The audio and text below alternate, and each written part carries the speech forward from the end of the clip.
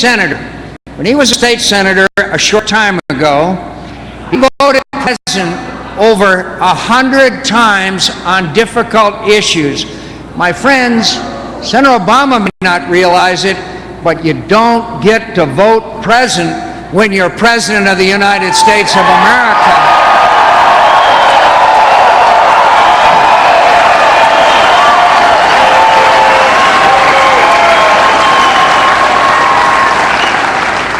While Senator Obama and congressional leaders seem unable to deal with the current crisis, we know what their plans are for the economy. This week, Senator Obama's running mate said, and you probably heard it, raising taxes is patriotic.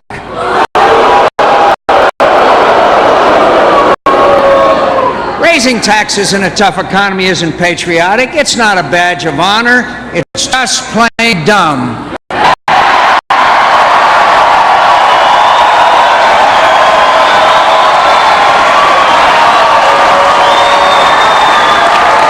I'm not going to let that happen. So let me give you a little straight talk about this election, my friends. In 46 days, you will make your choice. Your vote will determine the next president of this great country that we all love. A lot of you have these economic challenges on your mind, so let's start here. A vote for me will guarantee immediate pro-growth action, tax cuts,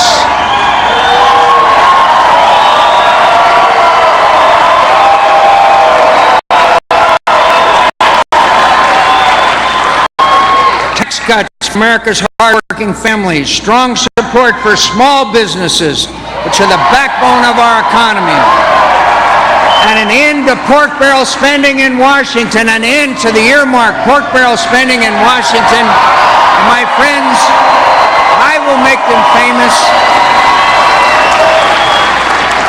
I want to promise you, I'll take an ink pen and I will veto every pork barrel earmark spending bill that comes across my desk. You will know their names and I will make them famous.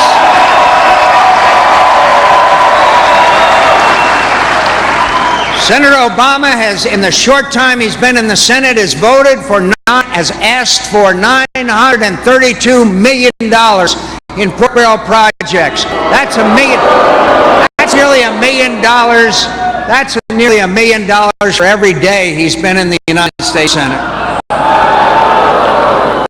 A vote for Senator Obama will guarantee higher taxes, fewer jobs, and an even bigger federal government.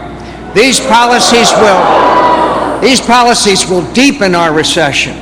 A vote for me will guarantee that the forces that have brought down our economy will be out of business.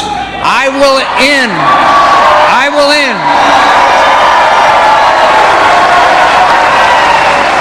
end the corrupt practices on Wall Street and the backroom deals in Washington, D.C. I will hold accountable those responsible for the oversight and protection of consumers, taxpayers, and homeowners, and I will hold them accountable, my friends. And if that means that some people leave their cushy job, they should leave and leave now.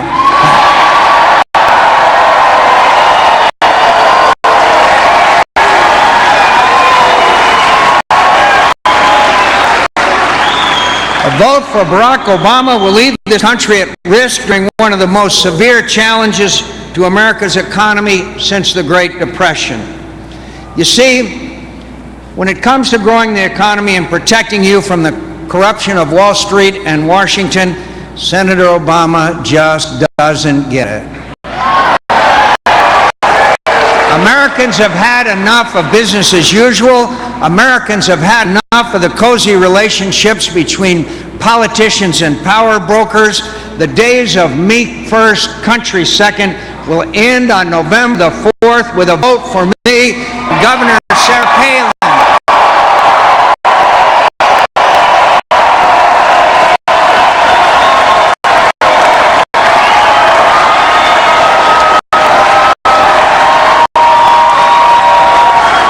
You see, we've made tough choices that make us unpopular in our own party. I wasn't elected Miss Congeniality again this year in the United States Senate.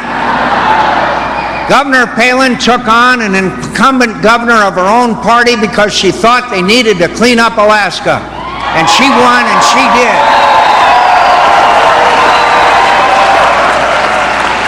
So that's how we see this election. Country first or Obama first. And I have a feeling,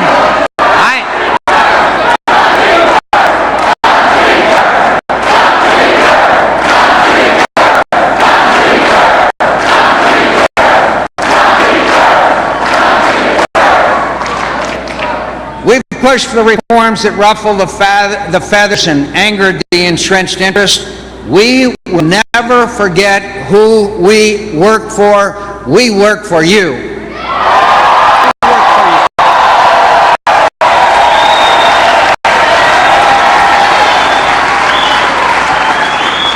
So when it comes to cutting taxes for seniors or working families or small businesses, my opponent didn't put the hard-working people of this country first.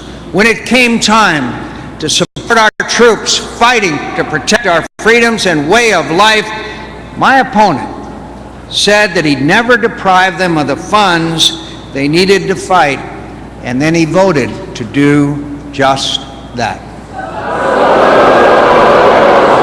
He voted against funding the equipment our troops rely on as they fight to protect us. That's not putting the men and women of our military first, my friends. When it comes time to reach across the aisle and work with members of both parties to get things done for the American people, my opponent can't name a single occasion in which he fought against his party's leadership to get something done for the country. That's not putting the country first. And now we're faced with an economic crisis. The country is looking for leadership. The country is hungry for change. They want a leader who will stand up to the special interest in Washington and on Wall Street.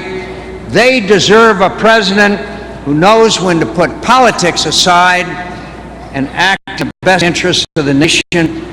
The choice is clear. You have my word. I will always put my country first.